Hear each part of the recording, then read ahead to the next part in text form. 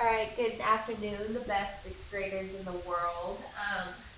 We are on Monday night's homework, and today we're going to set up an equation involving supplementary and complementary angles. So one of the things I want to talk about, y'all, first is let's remember what complementary,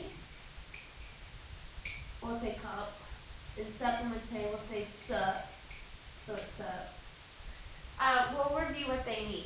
Remember, complementary are two angles whose sum is 90 degrees. In other words, you'll have two angles that equal 90 degrees. And remember, so two angles that equal 90 degrees. And remember, the one way I told you we can remember that is by turning the C into a 9, and the comp kind of looks like 90. Then the sup out there, supplementary, is two angles that equal 180 degrees, or the sum of two angles that equal 180 degrees. And remember, one way you can remember that is by turning the S into an 8, the O into an, or the U into an O, and it looks like 180 degrees. So, just remember, complementary are two angles that equal 90, or the sum of two angles that equal 90, and they also are two angles that are going to form a right angle.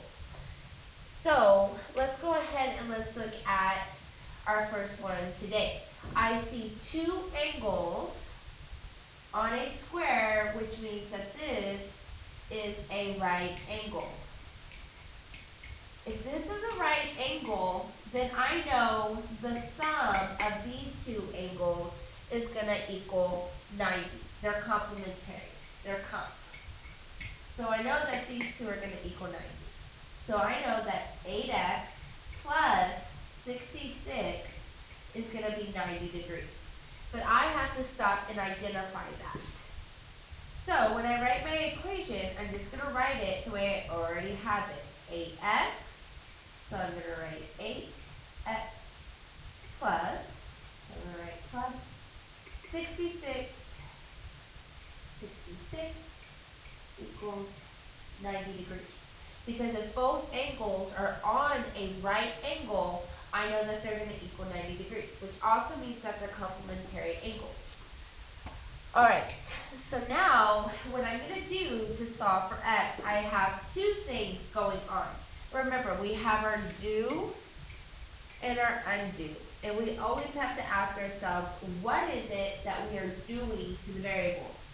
Well, the first thing I can see that I'm doing to x is I'm multiplying it by 8. So underneath my do, I'm going to put multiplied by 8. Then, the next thing I can see that I'm doing to x is I am adding 66. So I'm going to write add 66. Well, when you undo, you're literally going to work backwards and take the opposite. So, if the second thing I did was add 66 to x, the first thing I would do is take it away. It's kind of like doing order of operations backwards, okay? When we do order of operations, we always multiply before we add or subtract. Well, in this case, we're going to subtract or add before we multiply or divide because we're undoing. So everything is literally going to be done backwards. All right? Then I can see the inverse of multiplying by 8 is going to be dividing by 8. So this is how I'm going to solve right here. So the first thing I'm going to do is I'm going to subtract 66 to both sides. I get rid of it on this side. I now come over here and I subtract 66 from 90. Well, I can't take 6 away from 0, so I have to borrow.